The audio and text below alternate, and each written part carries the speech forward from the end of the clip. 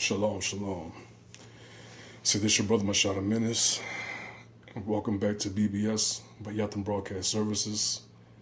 Before I go any further, I'm going to give our praise to the Most High Yahweh, the Father of Yahweh Shai, pre and post incarnate into human flesh, and the Father of Abraham, the Father of Isaac, and the Father of Jacob.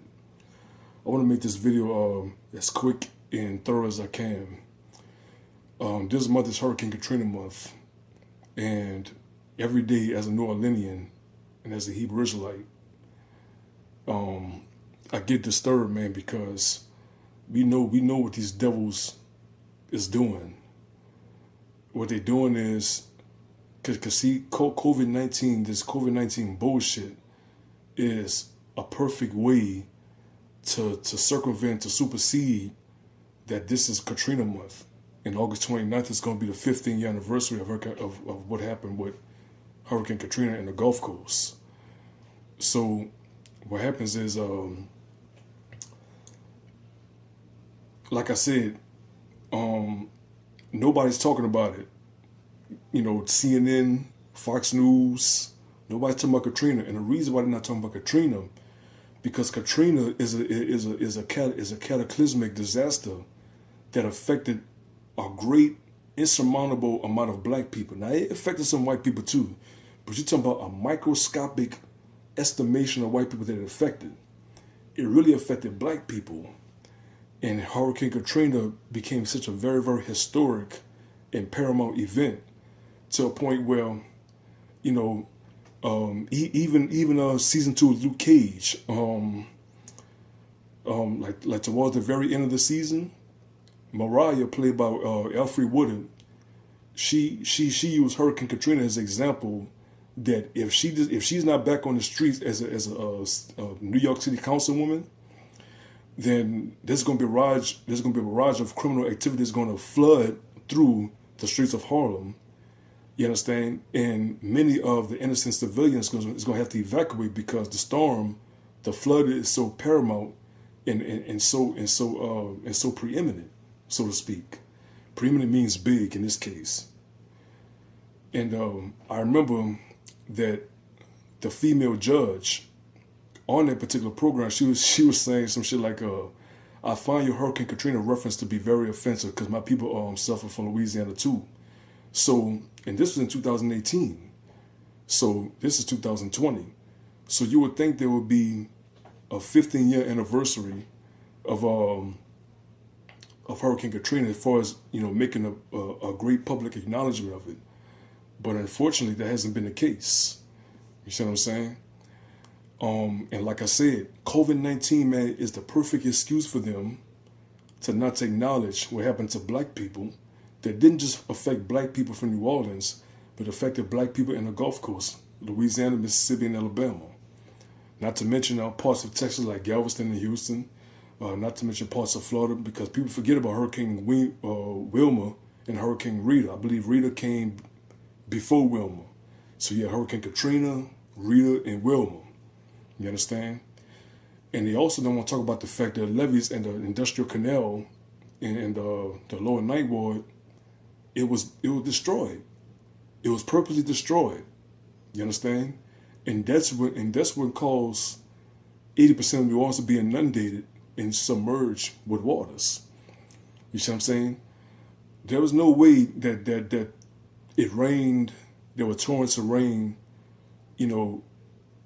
just without ceasing fire, to a point where it resulted in New Orleans to be inundated with 80% of the city being, like I said, submerged and immersed in waters. There's a professional singer from New Orleans by the name of Eric Arsenal. He did like a testimony back in like 2006 or 7, maybe 2008. He was saying that when the Category 3 storm passed through New Orleans and it stopped raining, he said it was sunshine, and all of a sudden, mysteriously, we see waters, starting to surge. You understand? And it was mystifying in the eyes of many, because they feel like, okay, this is against the law of physics. I've never seen this before. You understand? The torrents of rain was not prevalent to a point where the city of New Orleans, was, you know, being, like I said, man, being blitzed by the flood waters. You did, and it started to dawn on them that the levees were compromised purposely, because this was done in I thought it was in Tarrytown, Louisiana, but it was done in it started with a C. But it's done in Louisiana, and I believe that Lower Ninth Ward was flooded. This was in 1927. Matter of fact, there's a video. There was a documentary called Fatal Flood, and this was published on PBS channel. And I remember I was staying at the whatchamajigam, bro.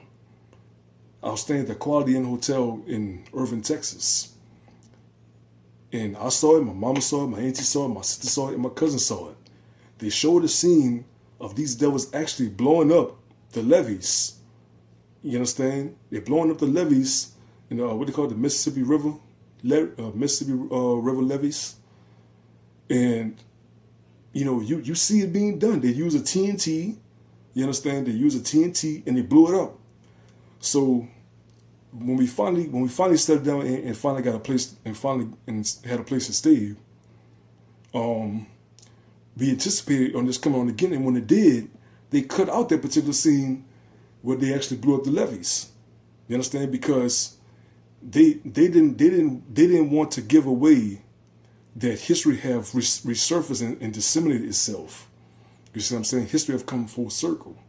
Because I believe they did in 1965 with Hurricane Betsy, with Victor Shapiro, whatever the fuck his name is, and of course Hurricane Katrina. You did. Two old white couples actually saw, I believe it was U.S. Coast Guard or U.S. Marine, U.S. Somebody was part of the military, and they saw them descending down from the helicopter, and there was behind the stone containment wall of the levees, and all of a sudden, via an explosion, people thought it was a blown transmission, but it wasn't. The levees was exploded on purpose. You dig? So like I said, nobody wanted to talk about this. Nobody wants to talk about this. So I'm gonna hold down for my city, man. I'm gonna hold it down for people in Alabama, Mississippi. You dig? Cause outside Louisiana, it affected past Christian Mississippi. It also affected Alabama too. So that's all I wanted to say about that, man. Y'all hit that like button, hit that share button. Yeah, y'all hit that like button, hit that share button, hit the subscribe button, you heard me?